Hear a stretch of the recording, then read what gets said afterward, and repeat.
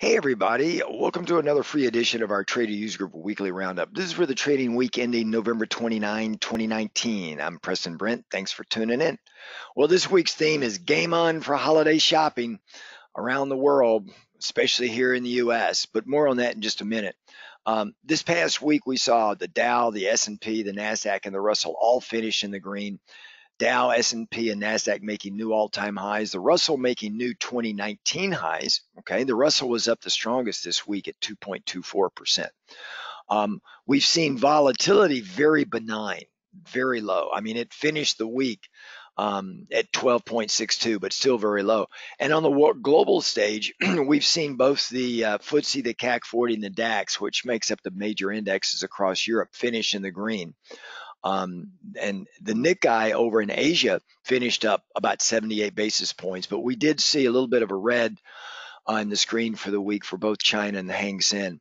And the weekly performers for this week, the best performers, consumer discretionary in the U.S. up about 1.98%. The worst performer was oil and gas or energy. They was down about 0.49 or 49 basis points rather. And we're seeing the trailing PE ratio, the valuation coming in at 21.71. The forward PE ratio is coming in at 19.2 or 19.12, I guess. So it's the forward PE has been, we've cut the forward PE from the trailing PE by about 12% roughly. But again, the interest rates are so low right now. The 10 years at 1.78%. And the annual dividend yield in the S&P is at 1.85%. So anytime you get the 10-year interest rates lower than the annual dividend yield of the S&P, you're going to funnel money into the markets, and that's just kind of what we're seeing here. You know, in this past week, as I said, is a very big holiday week here in the U.S. We saw Dow, S&P, and NASDAQ making new all-time highs. 26th time for the S&P this year, 21st time for NASDAQ. Russell's been playing catch up.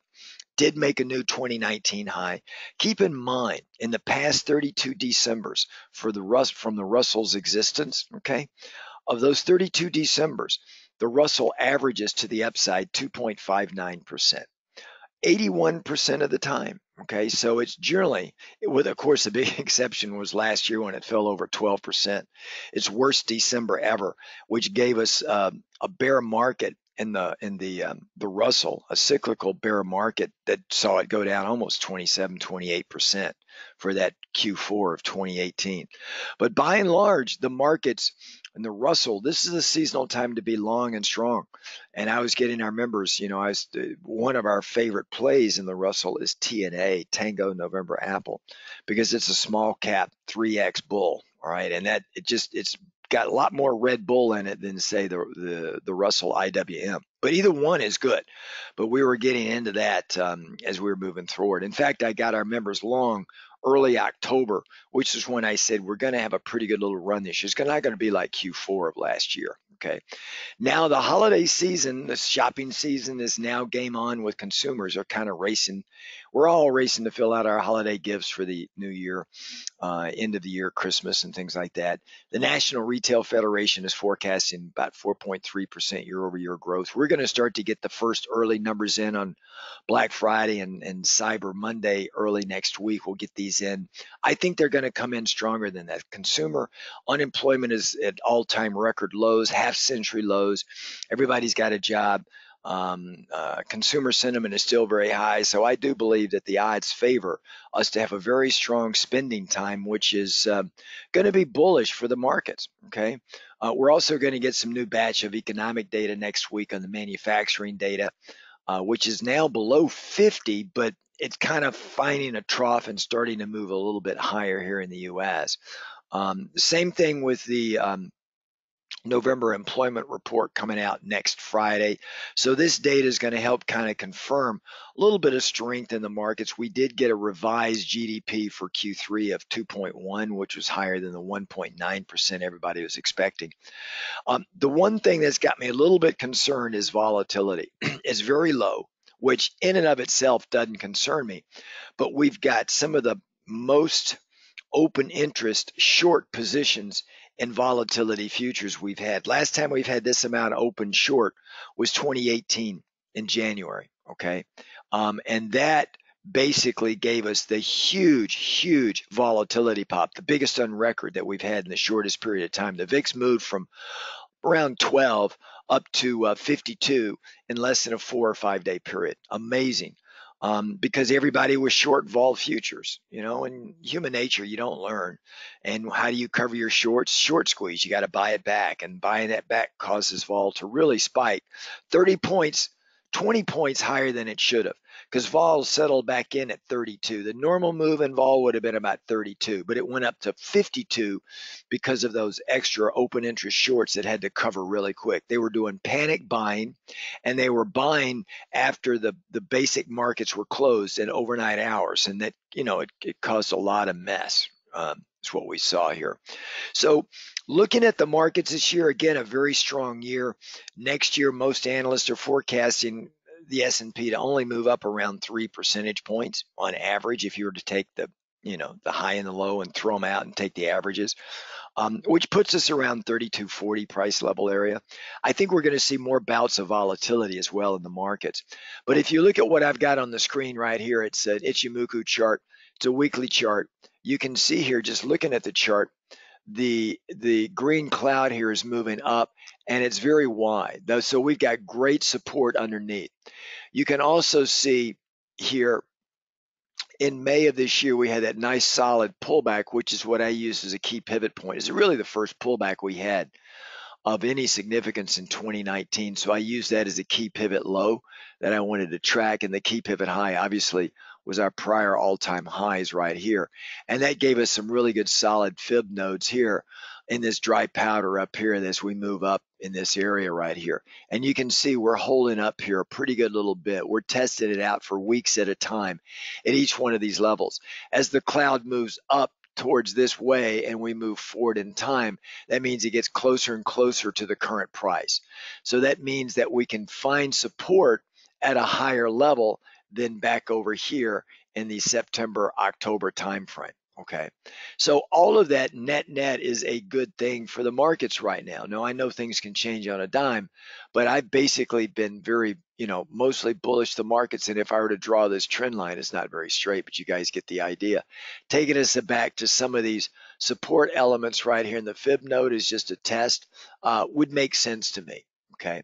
I don't see too much else out there that would worry me at this time. With the markets and the breadth and so forth. If I come in, and let me just switch my screen over to a Bollinger Band chart here. So let me just do that. Let's see here. Here we go, right here. Got a lot of screens, so I got to find the screen to move it over. So you can see on this Bollinger Band chart, the one thing that you'll notice here, or may notice, is the RSI is in kind of an overbought situation. Okay, now it's not very egregious. It's not that bad. Back in January 2018, that was bad. Okay, I mean, that was really ugly. Just to show you the nature of the overbought, the degree of overbought in the markets back at that time. If I were to just kind of move it back to January 2018, I mean, it's ugly. You can see these levels here. I mean, but this shows you how long you can stay in an overbought situation. Folks, we haven't been that high. I don't think I can remember. I mean, we were up over 90, really, in the RSI on a daily chart, which you rarely see. Okay. And you can see how often we did that. But the key levels that I always use in the RSI is the 50 level. As long as we're above the 50 level, and if it comes down and it holds, buyers are still in control. The minute it breaks and comes back down, then it's going to get very choppy, right? And you could see here just how the Bollinger Bands worked out during that time frame. So I don't believe that this market is really in danger of rolling over right now. I do believe that we've got maybe a little bit of a dip. I call a dip anything less than 5%. So we're in a buy the dip kind of mode. The other thing I will tell you on the Bollinger Bands that I use 3 standard D. The red is 3, the purple is 2, which is the normal Bollinger Band that you would see on a chart. And then the blue is 1. Generally in a strong up move or in a market moving higher, right? The markets are going to move between the purple and the blue line, which is between 1 and 2 standard deviations to the upside. That's just the nature of a bull run. and you can almost just see it, right? I mean, look at that right there. We move between the purple and the blue line. And that's what gives us these nice bull runs. And the minute we break that blue line, we generally come down and we test that yellow line. If we go below, then you need to look at shifting your bias in the market. I don't see that happening. I see if we do come back, the yellow line is sitting right around 3,100, which is the center of this 3 standard deviation Bollinger Band. Um, but other than that, I do not see any issues here. I don't see any recessionary signs on. Now we're still hedged, guys. Our strategies stay hedged all the time. We build hedges inside. We embed them in some of our option strategies. And then I've got some other hedges that I teach our members that really end up costing us very little to almost where we can make profits on our hedges. Most people think of hedges just buying puts or buying out of the money volatility calls like in VIX or buying VXX, those kind of things. But those end up costing you a lot of money. We've got a different way of hedging that I like that works out really nicely. So this is kind of what I'm seeing on the markets. And then, of course, if I bring it over to my other chart, let me just come over here and find this other chart set up here like this. Let's see, what screen is this one on? Okay, here, screen 5 on this. You can see here on this chart, there's no divergences, nothing. A little bit of a dip on Friday, but we're at all-time highs, right? 31.55. Any pullback here to this value area, which is where the support bar is, or it is support now, takes us down to about 30.80. I would not be surprised to see us move down that far. That's not that many points, about 60 points lower, all right? Maybe about 2%, a little over 2% dip to the downside, but it'll be bought if we move down there, okay? Same thing with the Dow, right? If we look at the Dow, both the 50 and the 200 got an upward vector. Any pullback is going to be bought. Really no divergences here on this one. Same thing with the NASDAQ. NASDAQ's even stronger, okay? No divergences on this one. Both the 50 and the 200 have an upward vector to it. You can see there's some support down here at this colored bar sitting around 8,200. So it's about 250 points south.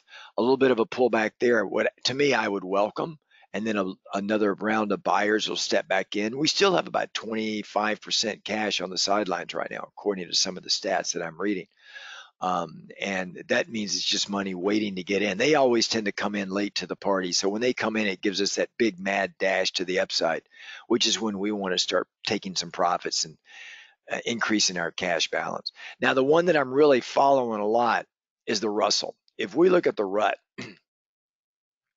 let me just back it out just a little bit. You can see this shaded zone that I put in here on the Russell. Okay, it's a daily chart.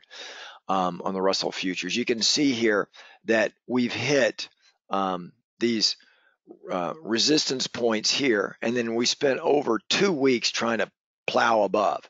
Okay, when we fell below, we had another retest within another week.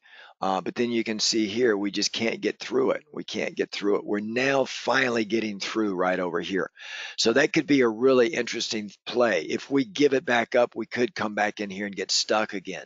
But I want to see us climb back up. If we do, we can challenge the all-time highs that were made last November 3rd or September 3rd, 2018. All right, so the Russell's the only one really trailing as far as all-time highs. It's a small cap 3X. Now, as I said earlier, I like to trade TNA, which is a 3X small cap. So if this thing, it's already starting to break out, and if we can get some more elevation up, then I think the TNA will be a great trade for everybody. Okay. Again, if we look at volatility, as I said, VIX closed the week at 12.62. We're in zone 1, which is where you want to, most of my members will know what I mean when I say we want to be long gamma and long delta. I mean long vega in this kind of trade. Okay. And we can just control this as long as the vol is lower, or other option strategies that will allow us to basically manage our vega. If you are a credit spread trader, be careful putting new ones on at this point in time. The premiums are a lot lower than normal, and you tend to get burned. Okay, so if you do put one on, make sure you hedge the trade. So this is a little bit about what we're sitting here on this. If we come in and we look at treasuries, well, the bond market, is doing what I said the bond market would do, right? We're in this downward path here. I got our members short bonds over here in TLT. way back into the summer months, and we've just been kind of riding it down. There was ample opportunities to get short bonds as we hit this blue line, the upper boundary of the regression channel. And now this would suggest it can come back down again, which I suspect December we should see interest rates moving higher and bonds moving a little bit lower. And in fact, if we look at the 10-year interest rate, you can see here interest rates, we're getting across the MACD to the upside. We're sitting at a value area here where a lot of volume has taken place, so I would see interest rates moving higher. Okay, so that's a little bit about what I'm seeing there. And of course, if we look at currencies, the dollar, I think, is going to be coming this bullish run, very wide. Obviously, we've been on this trek since we broke out right here in March of this year, but you can see the dollar's been making higher highs, higher lows, a very wide range. But with these regression channels, they help time your entry or for either a long or a short. Now we're up in this upper boundary right here, and I'd be more apt if we break this value area here. I'd be more apt to go short the dollar, or you can play the euro long if you don't have access to the dollar. You can trade UUP, going short UUP, or you can see the euro is down towards the bottom end of the regression channel. I'd be more apt to see a reversion back up over the 50 EMA, back up to the 200 EMA in the euro. I could see that happening. And then, of course, if we look at precious metals, gold, as you guys know, we were basically playing silver, but we had a nice call back in July timeframe, June timeframe, going long gold or silver. We chose silver because the silver gold ratio is way out of whack, or gold silver ratio way out of whack, meaning silver was undervalued relative to gold. And you can see this nice long slow move lower in gold. Okay, so I think it could bounce up a little bit, but I think it's going to continue down this downward trek through the month of December going into the new year. Silver is a little bit more aggressive. You can see it's a steeper move lower. It's trying to break the outside boundary of the regression channel. Right here, we could be finding a bottom in silver, but we got long silver over in this area here, so it was a really great trade for us in silver. It's $5,000 a point in the futures market, and we were getting long right around 15, call it 15. It went all the way up to 19.5, so that's 4.5. Let's say you captured about a little bit more than half of that move. So let's say you captured 3 points of the move. That's 15 grand per contract in the silver futures market. Or you could go long SLV. Our members had really nice play on that. The other one that's starting to set up again, the last time we had a setup in Palladium that we took, our members were making anywhere from $22,000 to $27,000 in a week and a half period. So I'm watching this setup in Palladium this time as well. If you're not a member, as a reminder, you should come on in. We trade macro markets. We look at the macro basis, what's going on in Asia and Europe, how it affects everybody, especially here in the U.S. And then we start to break it down into sectors, and then within sectors, subcomponents within those. And these always keep us on the right side of the market, especially in the commodity side also. But we use options on commodities as well as straight commodities, or straight futures on those commodities. And same thing with the equity markets also. So we've had a good year. I think next year is going to offer up some surprises for us. So if you're not in, highly encourage you to come in. We got a nice international audience. Energy, oil is right back where I said it would be, in the mid 50s. You can see this move up here. Part of it was due to this big move when we were getting along early October, when the global markets were, decided to say, okay, let's rotate back into some risk on stuff, and away we went, right? And I was getting people in cyclicals like industrials, financials, some of the semiconductors that have been moving very strong to the upside. Now, you can see we've come back down here. There's still an overabundance of supply, so I don't think we're going to get up much more than this. I don't think we're going to come down much either. OPEC is meeting December 5th through the 7th in Vienna. Word on the street is that they're going to try and increase the production cuts, which would tend to put a bid underneath oil. But overall, I don't like oil getting outside of the 50s for this entire year. Over here was just a gift when that cruise missile hit the refinery, one of the Aramco refineries in Saudi Arabia, in fact, their biggest one, and oil got way up here. This was a gift to short, right? And that's what we did. We played it to the downside. But that's a little bit about the energy market right now. Nat gas, we were bullish nat gas over here in the summer. Now I'm standing down. I did not take this trade. I didn't get a signal to take the trade. So, but poof, away we went. In fact, I thought it would dip down and come back up, and it didn't. Right? Nat gas is also a victim of the weather.